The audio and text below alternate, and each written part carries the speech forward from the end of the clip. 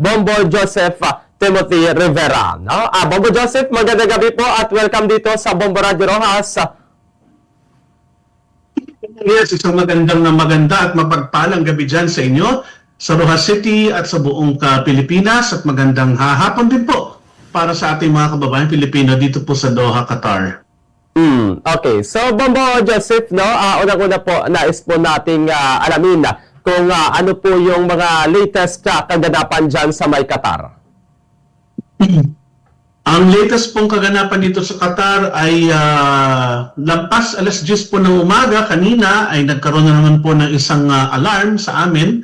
Ibig sabihin may parating na naman na threat or projectile. The security level was elevated. However, matapos din po ilang minuto, nakatanggap na rin po kami ng alert ulit na nagsasabing ito po ay it's no longer a threat. Technically, it's been neutralized.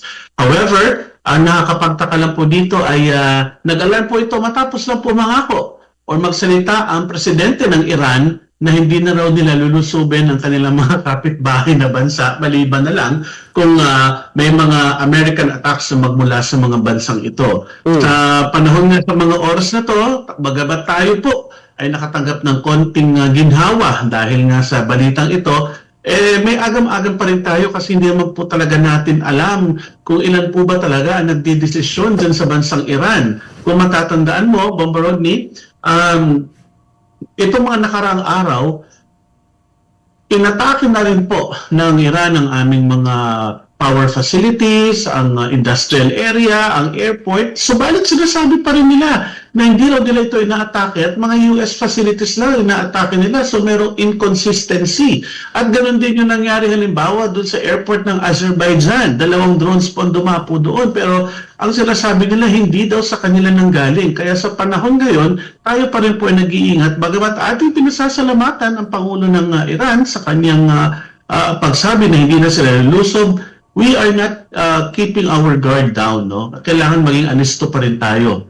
Sa ngayon po, kinagagala ko pong sabihin sa inyo na pakonti-konti nagsisimula na pong umandar na naman ang mga eroplano sa paliparang Hamad International Airport dahil pinayagan na po ng gobyerno ilang mga repatriation flights. Most of them para po dun sa mga na-stranded na mga pasahero upang sila po ay makabalik. Most of the flights are going to Europe, and for continuity po of essential, nag-start na rin po ang ilang mga cargo flights. No? However, dito po sa Doha, work from home pa rin po, both private and government sectors whenever possible. Online classes pa rin po ang mga paaralan. Halos sarado pa rin po lahat ng bangko. Subalit, despite that, bukas po 24/7 ang mga major groceries at ang government health and emergency facilities are open. However, again, suspended pa rin po lahat ng mga public events at gatherings. Suspended pa rin po ang private maritime operations at saka ang pagpapalipad ng drone. At ganun lalo pa rin po pinapaalala ng gobyerno dito na stay indoors whenever possible at keep calm whenever merong alarm. No? Sa ngayon po, ang Qatar na lang po at ang Saudi Arabia ang natitirang bansa dito sa Middle East na wala pa hong casualty. And we are also the country with the lowest injuries. As of now, wala pa hong nauulat na Pilipino na na-injure o lalong-lalo na naging casualty. Kasama na rin po dito yung ilang mga Pilipinong na relocate sa mga temporary evacuation shelters mula dun sa lugar kung saan nakatira sila sa malapit sa US Embassy. Pero Bombo Joseph, unang-una po, nais ko pong alamin kung sino itong presidente ng Iran na humingi po ng paumanhin sa mga karatig bansa. Bali, ang presidente po ng Iran na humingi ng pumanhin ay si President Masoud Pezeshkian. No? Siya po yung nagsabi nito. Subalit, Bombo Randy, tandaan mo, caretaker government po ngayon ng Iran. Ang presidente po doon ay hindi chief executive officer. No? Hindi pa humalinaw kung sinong bago ang kanilang supreme leader. Sa ngayon, ang Iran po ay nasa ilalim ng isang leadership council at ang presidente ng Iran ay ilan lamang po, isang miyembro lang po siya dyan sa maliit na body na yan. Ganun po pala sa Iran, Bombo Joseph, no? So yung supreme leader talaga yung pinakamataas na official sa kanilang bansa, ganun po ba? Yes, sa bansang Iran po, ang Supreme Leader po ang nasusunod. Mm. Bagamat meron silang parlamento, meron silang presidential system, pero ilang layers po ang kanilang leadership doon. Napakahirap po ng intindihin ng kanilang structure of government. Okay po. Sige po. At ito pa, no, Bombo Joseph, ano po yung dahilan ng Iran sa pag-apologize no, sa kanilang mga kapitbansa? Kasi siguro naman, naramdaman na nila na malaki ng perwisyong nagagawa nila dito sa kanilang mga kapitbahay. Kasi malinaw na may mga namatay ng tao at sa kanilang kagustuhan na makaganti sa Amerika, ay marami na pong mga sibilyan ang nadadamay. No? Sa lahat po ng mga namatay at na-injured, iilang lamang po dyan ang mga sundalo. Majority pa rin po ng mga casualty ay mga sibilyan pa rin po. At syempre, umaangal na rin po ekonomiya ng mga bansang ito, lalong-lalo na yung Strait of Hormuz. O isa pa yan, sinasabi nila na ang hinaharangan lang daw nila ay ang mga US at Israeli registered na mga tankers. But, it's a common knowledge here po sa gitnang silangan that the Strait of Hormuz is still closed. And 20% of the world's energy and oil and liquid natural gas supplies pass through that route. Okay. So, speaking of Strait of Hormuz, no, yung Iran po ba talaga yung harang dyan, Bombo Joseph? Yes, because that's a very, very narrow canal. It's only 30 kilometers between Iran and the United Arab Emirates. And yes, Iran has been controlling the Strait of Hormuz with their naval assets na naka-dock sa Bandar Abbas Naval Base dyan po sa Iran. Okay. Pero, Bombo Joseph, meron po bang mga detalye or mga pahayag na nais sa publiko itong Iran kung kailan kaya or kung kailan nila ito kung kailan po nila i-open ulit itong Strait of Hormuz?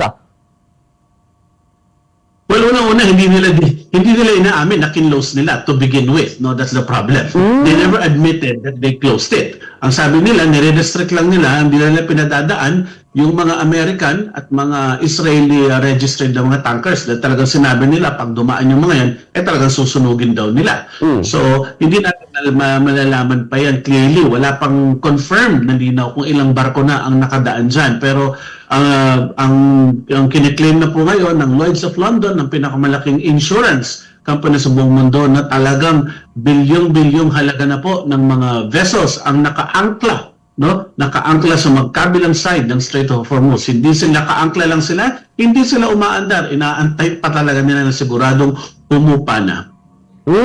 Okay, no? So, medyo mahirap po talaga yung sitwasyon pala dyan sa may Strait of Hormuz kasi nga ayon po sa nasabi ninyo, walang pag-amin na ipinasira ito ng Iran. Sige po, ito yung karagdagan po, no, Bombo Joseph. Ano po yung naging desisyon nitong Interim Leadership Council ng Iran tungkol po sa mga posibleng pag-atake sa ibang bansa? Bali sa ngayon, ang sinasabi ng Pangulo, yung Presidente, not the Council but the President, is yung nga, hindi na nag-apologize sila, hindi na raw nila yung mga kapitbahay nilang bansa unless yung mga US facilities doon ay gamitin para lusubin sila. Pero meron na tayong mga napapansin mga ilang report na ibang mga ministers na nagsasabi talaga na lulusob pa rin sila sa mga American bases wherever they are. And in fact, ang kanilang atake is maliban sa Azerbaijan, umabot na po ng Turkey, umabot na po ng Cyprus, which, by the way, is under NATO, the North Atlantic Treaty Organization. So ngayon, NATO is now involved because NATO is bound to defend their member states. No? So medyo lumalapad na. At tuloy pa rin ang palitan, parang hindi nauubusan ng mga missile at mga bala itong Iran at ang Israel at ang Amerika, palitan pa rin po sila. At kagabi lang po, nagsalita na po ang foreign minister ng Iran na wala daw silang kinatatakutan kahit na mag-invade daw ang Estados Unidos at lusubin sila with boots on the ground. Take note, kahit lusubin daw sila with boots on the ground ay ready daw silang salubungin ang mga ito. In fact, inaantay daw nila yung paglusob dahil kaya daw nilang talunin ang mga ito. Okay, sige. Pero curious ako sa mga nagsisilabasa na information dito, Bombo Joseph, no? Regarding po sa alleged pa naman lang po, no? Walang confirmation, pero matanong ko lang po, Bongo Joseph, kung may katotohanan ba dyan sa may, sa inyo po, sa nasagap niyo dyan ng mga reports, no? May katotohanan po kayo itong alleged na painted lang daw yung sa ground ng mga spacecraft ng Iran na pinasabugan nitong US. Totoo kaya yun, Bongo Joseph?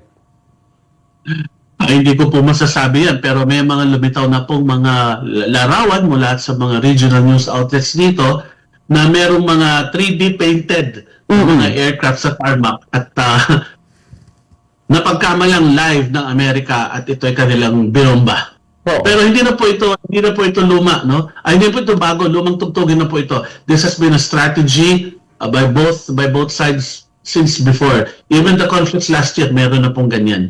Na talagang naglalagay sila ng mga decoy na mga kunwari eroplano, pero actually hindi naman. Alam mo, sabi mo na yan, Bombo Rodney, alam mo ba na ang cost para lang sa pagbomba ng mga decoy na ganyan at pag-intercept sa mga projectiles ay mas mahal pa kaysa dun sa missile itself. Grabe pala. Yes. Kasi isipin mo na lang, okay? Isipin nyo na lang. Ang mga Patriot missiles po na pinalilipad ng Amerika is anywhere from, at least they cost around $50,000 to $50,000 all the way to $1 million for every intercepting missile. Pagkatapos yung drone, yung talagang delikadong drone ng Iran, $20,000 ang halaga. Mas mahal pa yung cost ng pag-intercept. Kaya pag binirang mo talaga, yung perang sinunog nila sa gerang ito, na sana natulungan na nila ang kanilang bansa upang pakainin ng maraming tao, upang tulungan ang mga refugees sa Gaza, para tulungan ang mga gugutom sa iba't ibang parte ng mundo, ay nasayang lamang at sinunog lang nila dito sa masasabi nating walang katuturan na giyera. Sige po, no? Ayun nga, at hindi pa naman na-confirm yung mga 3D na painted na aircraft. Sige. Pero, Bombo Joseph, kasi nga po, no, napag-alaman natin na dyan sa may Qatar, particular po sa may Al Udeid, no, na naka-base dyan yung pinakamalaking US military base. So, kamusta po dyan sa Bombo Joseph? Binubomba po ba ito? Wala? Actually, Bombo Rodney, ako po ay nakatira 27 kilometers lang po ang aking distansya, no, mula sa base. Yun naman po ang laging tinatarget ng lahat ng drones, papunta po lahat doon. Pero sa awa naman po ng Diyos, ilan lamang po ang mga bumagsak na mga drones at missiles sa Al Udeid Air Base. At ayon po sa mga otoridad dito, wala naman po mga tinamaang mga injury. Wala po na-injury, wala pong loss of human life or na-injured dahil po dun sa pag-atake na doon. Pero syempre, hindi po nakadisclose kung ano pong significant damage na nangyari. Ang mako-confirm lang po natin as of today, 16 pa rin po ang mga tao na injured na dahil po sa debris. Pag sinabi natin debris, ito po yung mga shrapnel o yung mga spare parts ng mga intercepting missiles at yung mga na-intercept na missiles at drone na pag tumama sa taas, babagsak yan sa lupa. No? Yun ang masaklap because yan ay may kasama pang fuel yan at pag natamaan dyan ng tao, sigurado ligwak po yan. No, wala po yung pinagkain. Imagine mo na lang dyan sa Pilipinas, di ba dyan po mahilig tayo magpalipad ng kuitis tuwing New Year, di ba? Ang kuitis, pag sumabog yan, yung stick bababa pa rin, di ba? Babagsak pa rin yun sa lupa. Ganon din po ang mga missile dito. Pag tinamaan yun sa taas, yung pira-piraso niyan, yung debris niyan, bababa pa rin po sa lupa. Yan po ang kinakatakutan namin dito. Hindi po kami nag-aalala dyan sa natamaan po kami direct hit ng mga drones at missiles dahil nakakasiguro po kami na hindi naman po civilian population ang target ng Iran kung hindi ang mga US facilities o ang US Embassy lamang. Ang kinakatakot lang po talaga namin dito ay debris. Yan po. Kaya nga po ang utos lagi dito ng gobyerno ay stay indoors. Shelter in place po tayo lagi. At huwag lalabas hanggat hindi talaga kinakailangan. Pero, Bombo Joseph, kasi nga, sa na-mention mo, yung tinatarget talaga ng Iran itong US military base dyan sa may Al Udeid at may ilang mga missile or drones yung nakalusot at hindi na-intercept.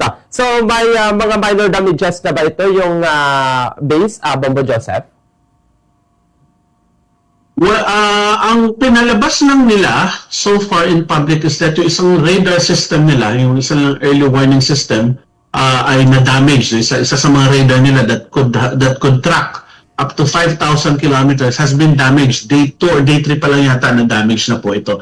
Yun pa lang po ang publicly na nilabas na may litrato. Other than that po, wala po talagang report na may significant damage po nangyayari. Napaka-higpit po dito ng galaw ng impormasyon at ano man po sinasabi ko sa inyo ay sinusigurado ko po dito po ay naipalabas na po officially ng mga competent authorities ng Qatar dahil bawal po dito magpalabas ng fake news, bawal din po mag-share ng mga videos ng mga rockets, mga sumasabog at lalong-lalo na yung mga aftermath o yung mga collateral damages. In fact, 194 na katao na po dito ang naaresto in the past 48 hours ng dahil lang po dyan. Seryoso po ang bansang Qatar pagdating po sa ganyan.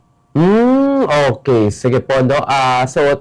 Totoo pala talaga yung mga sinasabi ng ilan nating mga kababayan dyan na bawal talaga yung mga ganyang mga information. Sige po, pero na-mention niyo po kanina, Bombo Joseph, no? May ilang mga airspaces na dyan na nag-open na at ayun nga po may balik na or tumutunog na ulit yung mga eroplano dyan na kung saan nga yung first trip nito ay papuntang Europa. So ano po ang status ng Qatar Airspace sa kabila ng ilang repatriation flights at air cargo operations?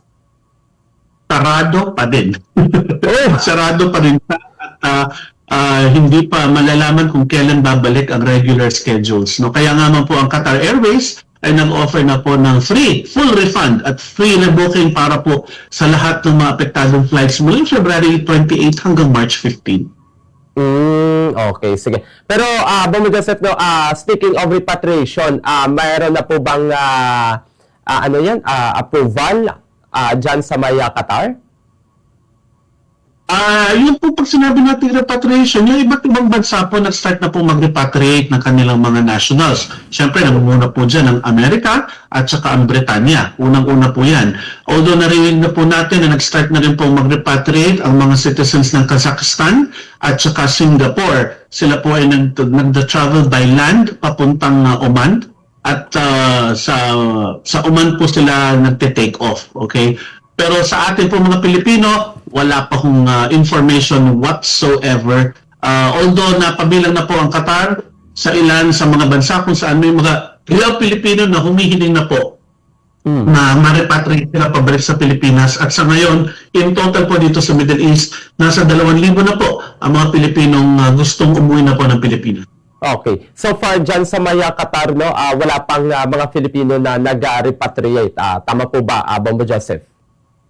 Sa pagkakaalam po natin at ayon din po sa mga reliable sources, nasa mga 200 na po ang, hindi pa, wala pa ho. Less than 200 pa rin po ang mga nag-request for repatriation from Qatar at saka wala pong napaprocess. In fact, wala pong nare-repatriate ang DMW as far as we are concerned. But in some of the text messages that have been circulating on conversations between Secretary Hans and some Filipino community leaders is already confirmed na nasa mga 2,000 na po ang mga gustong magpa-repatriate. Okay, sige po. Pero Bombo Joseph, no, yung sa mga Filipino naman natin ay safe naman po ba lahat dyan na mga kapatid natin na Filipino sa Qatar? Wala pong napaulat na nagkasugat or what, Bombo Joseph? Tama po ng Diyos, wala pa po tayong napaulat na Pilipinong mga naging injury, lalong-lalo na casualty. Pero ang injury po ngayon dito ay unang-una injury po sa bulsa. Kasi po yung mga nagtatrabaho na day-to-day basis ay hindi kumikita, mga negosyante hindi po kumikita, at saka marami po dito delayed pong sweldo. No, may mga ilan po na mga delayed pa rin ang sweldo or partial pa lang ang sweldo kasi nga po sarado pa mga bangko. And pero I would say that's just 20% of the hassles that we're getting. But 80% po ng hassle po talaga namin dito sa tingin ko is mental stress dahil lagi na lang pong tuwing minsan kahit kalabog yun ng pusa sa may bintana o yung tenant sa taas, bulabog na rin po kami kasi akala namin bomba na. Yung iba dito naka-homesick na, pero yan po ay manageable po lahat dahil po may mga yung po association ng mga Filipino psychologists at mga psychiatrists po dito sa Qatar ay nagsimula na po ng kanilang online public service that they are now reaching out kung sino po nangangailangan ng counseling at guidance. Sila po yung reach out na po for free. At saka kami po mga iba't ibang mga organizations po dito sa Qatar ay patuloy po ang aming mga Zoom meetings online kumustahan, pag-update internally, kumbaga support system po sa ganitong mga panahon. Ika nga ba, Rodney, parang pandemic na naman ang peg namin dito. Zoom is the key. Sige. Sige po. Pero Bombo Joseph, base po sa mga data ninyo at numero na nakuha, mga ilang Filipino yung andyan sa Qatar?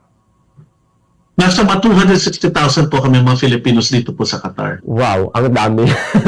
Madami-dami pala talaga kayo dyan mga Filipinos, no? So, ingat po talaga kayong lahat dyan, no? Sa ating mga kababayan dyan sa Maya, Qatar. Pero, Bombo Joseph, dahil nga nasabi mo na yung 20% na problema dyan dyan or concern is yung pera talaga kasi merong mga delay na mga pasahod. So, paano po ito ina-address ng gobyerno ng Qatar dyan?